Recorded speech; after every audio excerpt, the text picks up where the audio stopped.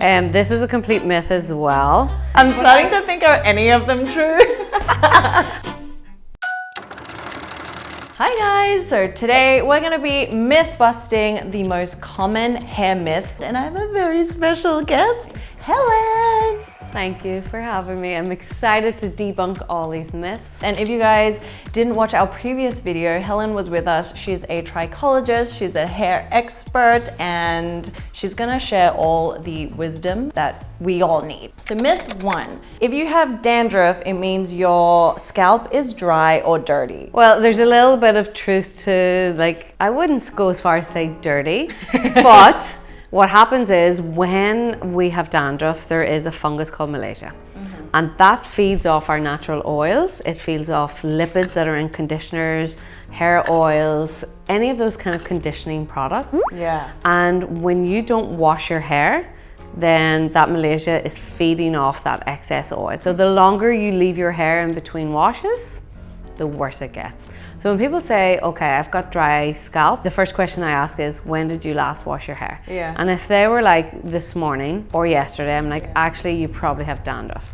Now, if they were like day 5 and I seen a couple of flakes, that's completely normal, because imagine going 5 days without washing your face. You'd have dead skin cells. Oh yeah, for sure. Yes, Yeah. and you'd want to exfoliate. Do not recommend. But those skin cells fall off, same as the way they do on our body, we don't see them. Yeah. But because we've got the hair, we start to see the little flecks of dead catches skin. on, okay. So that's completely normal. But if you were getting that after 1 or 2 days, then it's most likely dandruff. So would you say people with more oily scalps would tend to develop more dandruff because there's more of this fungus? No, it's actually depending on the person. So what's happening is when the oil comes to the surface, they're having almost like an allergic reaction to their own oil, and it converts to a thing called oleic acid, and then that's what causes the dandruff to grow.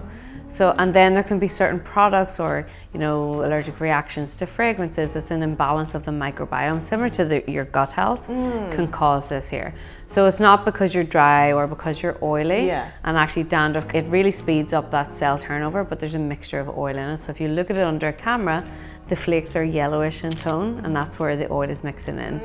But that's what's feeding this fungus also. Okay. Really important. And if you have dandruff, just avoid anywhere near the scalp. Avoid here for Yes. like the thick conditioning. Exactly. So men, if they have dandruff, just shampoo, no conditioner. So the bar of soap all over maybe can work. Tell me about this concept of training your scalp and washing it less frequently so that it produces less oil. That is a complete myth. So if you think about it, we all produce a oil probably by 24 hours after shampooing. This is our little scalp strip, kind of helping you understand if you have an oily scalp or a dry scalp or dandruff. Oh, this is like people can do this at home. Exactly. And then on the back, we can detect how oily you actually are. Oh my goodness. And so what we do is this here on the scalp. Does it matter where you test it? No, wherever you think you're the oiliest, Okay. which is typically there. Yeah. So when did you wash your hair? This morning. This morning. So you're already slightly oily, which That's on brand. Which is true, because you told me you had an oily scalp. Yes. And same as like our skin, we produce oil throughout the day. Yeah. And so if you leave it another day, that doesn't mean that you're going to produce less oil. You're going to produce the same amount of oil. But what happens is over a couple of day period, the longer you leave it, because maybe you've brushed it, or you know, certain different things, you've been sleeping on a pillow, it's rubbing off on the pillow, which is also not great, because then that's rubbing on your face. And so it looks like it's less oily, but you're not producing any less oil.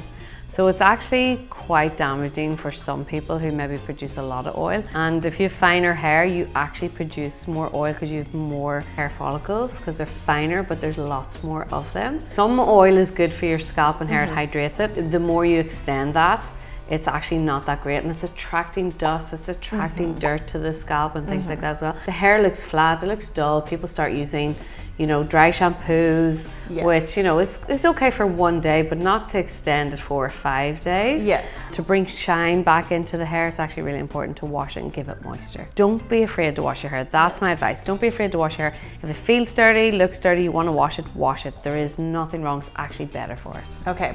A concept with skincare is that the more you nourish it and moisturize it and hydrate it, the better it will be in the long run. Is that the same for the scalp as well. So when your scalp gets dry, then what happens? You start to produce more oil, and also starts to make the hair look frizzy and dry and brittle.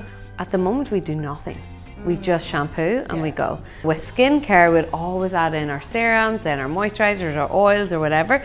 The same should apply to your scalp. So just adding that one scalp treatment and serum to hydrate the scalp every day is where everyone should start. You have a whole range of different serums. So can you walk me through the different types of scalp serums and what they can do for different scalp types? Absolutely.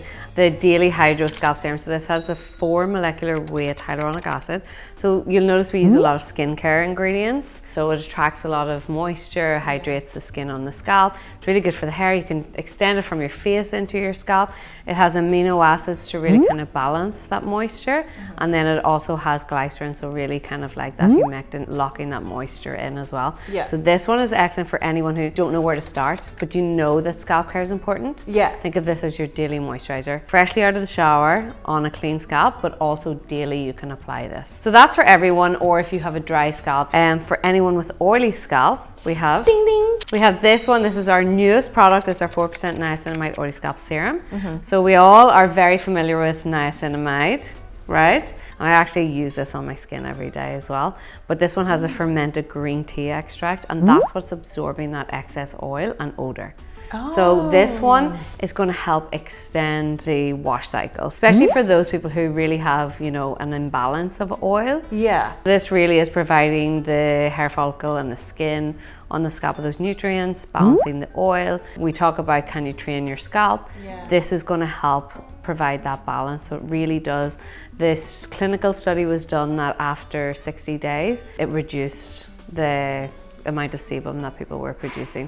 So we're noticing even after 14 days the difference of this. Okay, so this one would be like you use on your second or third day kind of scalp? So not like dry shampoo where you do it when you have oil. This is preventative. So this is on wash day, and this prevents you producing oil. So that you can prolong it. So that you can prolong it. You can also put it on day 2 and day 3, but you need to have used it on wash day. Does washing too often cause hair loss? It's a complete myth, and it actually helps when people have hair loss, and I'll get into that a little bit. Because I think most people are like, I must save it, every strand. I mean, it's when they go in to wash their hair, a lot comes out. And you know, it's really scary, and it's not a nice thing to go through. I've been through that myself, like when you're brushing it after the shower and there's clumps coming out of your hair, you know. But the longer you leave it, the worse it's actually going to feel when you shampoo it. The scientific fact is that hair is as strong as a piece of copper. So it takes a lot to pull that out. So if you use a product one time and your hair starts, you know, shedding a little bit, that's not the product. It's just sometimes what happens is if you say use an exfoliating treatment or something like that, people are afraid. They think, oh, they've shed a lot, that has caused that, but it's not scientifically possible for a product to cause the hair loss. What's happened is that hair has gone into the death phase, and it's been acting like almost like a Velcro in the hair, where the oil, dead skin is keeping it in until you brush it or you clean it properly to remove it. Because it's as strong as a piece of copper, it really does take like a full tweezer really pulling your hair to get it out. Product doesn't do that. Shampooing definitely does not do that. So when you're going through maybe hair loss or hair shedding, it's actually really important to wash your hair more often. And the reason why is because you want to remove that hair that's dead. And shampooing helps remove that. Scalp treatments help that as well. They're also removing the excess oil and dead skin cells that could block blood flow from getting to the hair follicle as well. So it's really, really important that you keep the scalp clean if you're going through any shedding, any hair loss, just making sure that you're keeping that clean and also stimulating that blood flow. So gentle massage using like gua sha or just your fingertips to massage it is really, really important to get that there. Now what people kind of maybe confuse sometimes with hair loss and shampooing is hair breakage, which is very different to hair loss. So if you've had like chemical processing, use a lot of heat on your hair, and your hair is very dry and brittle, and then you wash it and you're brushing it and the brush is actually breaking the hair. How you can tell the difference is look at the strand of hair. If there's a little white bulb at the top, that's hair shedding, hair loss, or just, that's the root, right? Yeah, and just normal, like you lose 100 hairs per day anyway. If you're not washing your hair for 5 days, then you expect like between 300 and 500 in that wash. Oh, my precious hair. So the next myth has to do with our shampoo products. And this is one that comes up a lot in Helen's community, which is I have to change my shampoo because my hair and scalp has become immune to the shampoo. So what's with this one?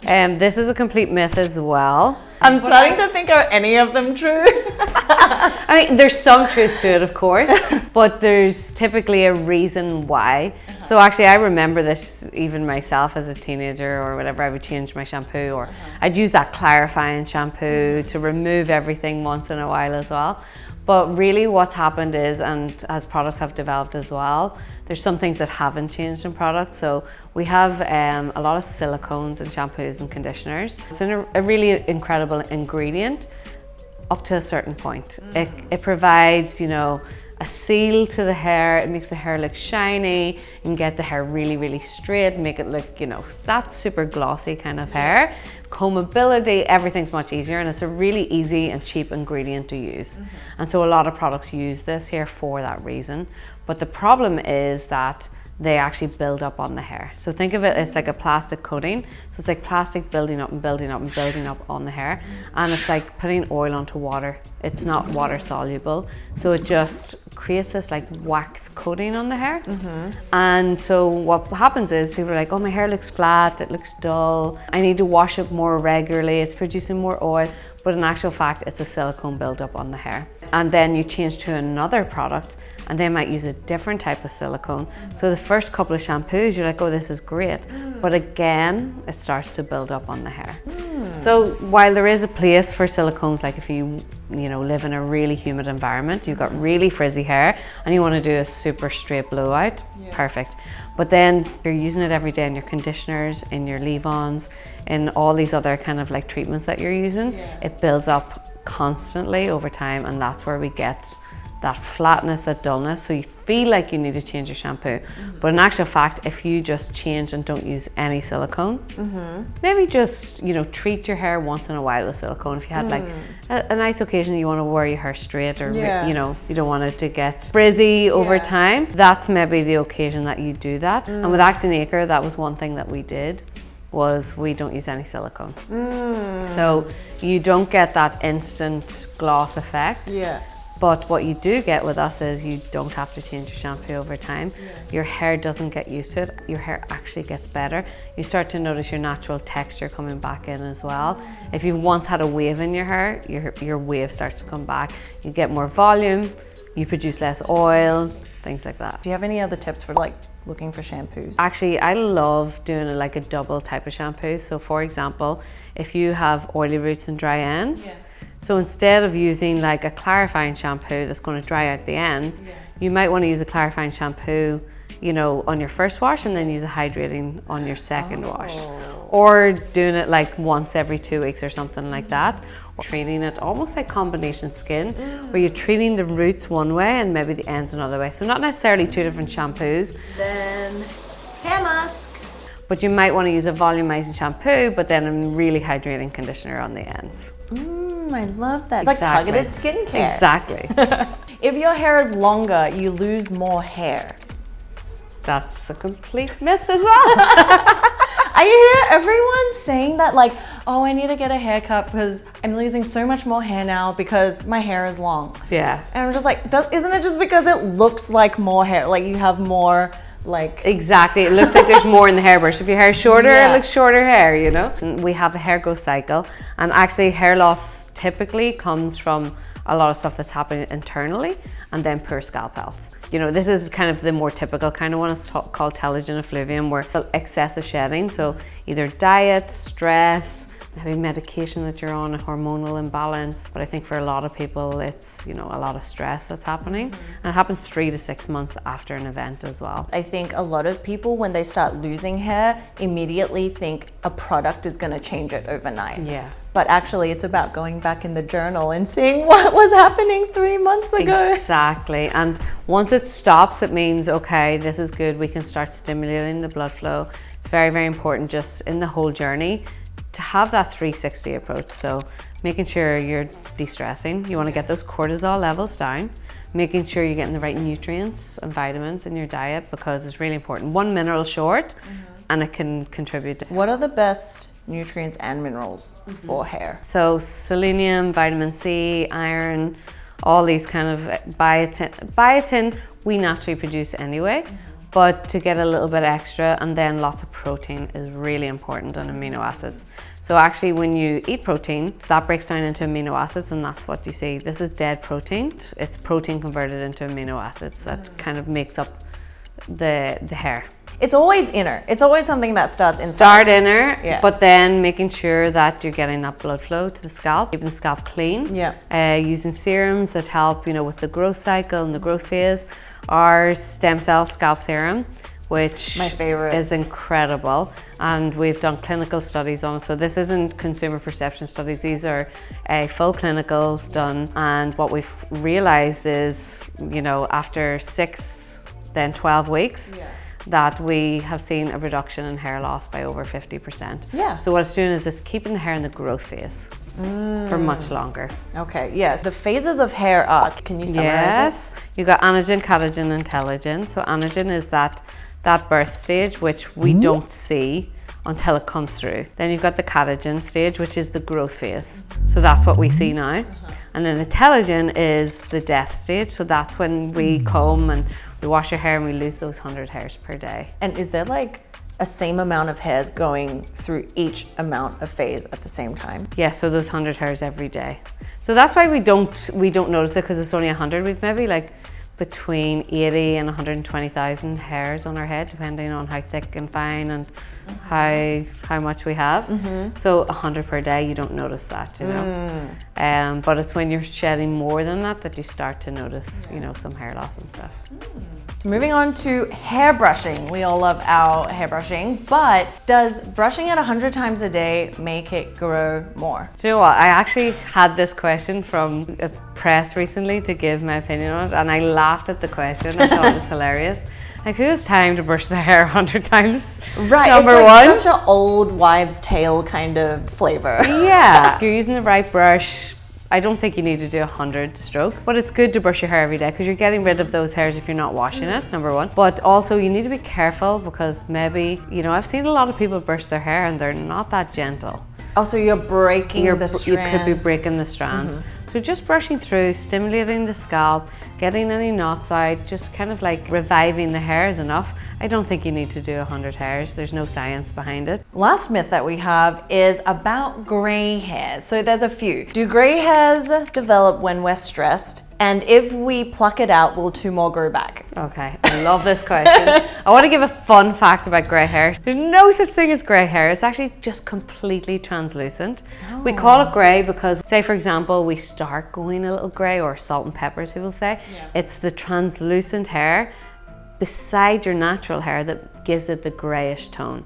So that's why some people look more grey and some people are very white. That just means all your hair is turned grey or translucent. Oh, it's like a light illusion kind of Yeah, it's thing. like you have maybe 10% of your hair that's gone grey. We'll call it grey for now, but it's completely translucent. It's lost all its melanin. And under a microscope, you can see completely through it. And so if you pluck 1 grey hair, that's not going to make 2 grow back. No, that's a complete myth as well, because you're plucking that hair follicle, and actually that's going to take 90 days for that new hair follicle to grow back in, because the hair cycle is 90 days. Then depending on your nutrition, your lifestyle, your stress levels, then it should theoretically just grow a normal hair. It'll come back in the same color. It will come back in, okay, yes.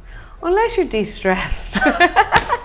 So does stress lead Stress to? can absolutely, it can take the melanin out of it. And it's kind of goes back to scalp health again and your internal health.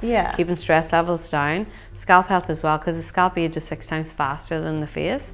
And we can actually, you know, stop premature graying by taking care of our scalp a little bit sooner, and our health and our stress and everything. A lot of the times, you know, grey hair is caused by these issues, or it is genetic. Like for example, my husband, he went completely white when he was 16. That's genetics. Getting a few greys here and there, you know, you could have had, you know, maybe medication you were on, had an operation, had a very stressful event, or just not enough nutrients. And then again, taking care of the scalp. It's doing everything in combination. I guess it's our first kind of true, right? First count is true, yeah. Because it's interesting to see sometimes I have a hair and half of it is growing back, you know, the pigmented color, and then the bottom part is white. So yeah. So you can change it around. Yeah. So that is all the myths. What would you say to like all the information that floats around, whether it's skin or hair? How can we best like decide what works and what doesn't for us? Yeah, and I think it's similar to when you use something on your skin. You know instantly if you like the feeling of it or if your skin likes it. Same with your hair. It's like if you like something on your hair, it works for you. Just play around with a few different things, but you don't have to go overboard. You don't need 10 different products. A good shampoo, good conditioner. If you want to start on a scalp treatment, a serum for afterwards, everyone should be on that. And then maybe like a weekly or bi-weekly, you want to use something that's going to remove. So think of scalp care and hair care like your skincare routine. And if you've gone a few days without washing it, which we all do, and that's totally fine, you really want to think of it like one shampoo is not going to be enough. So think of it like, okay, maybe I want to do a treatment to remove excess oil, excess dead skin cells. Do that first before getting into the shower. Really good shampoo, always double cleanse, very important. It was Helen that got me onto it. My life has been changed. And I love a hair mask. Unless you've got super fine hair, conditioner's not always just enough. Less is more as well. I see a lot of people using a lot of product and wondering why it looks a certain way or why it hasn't worked. Yeah. But it's like your skin, like a couple of drops. Yeah. Just start off small and work your way up with it as well. So let's not create our own problems. Thank you so much, Helen. Oh my God, thank you for having me. And guys, check out the Act+Acre products. We'll leave everything down below, and especially their new niacinamide, which I'm going to be stocking up on. See you next time.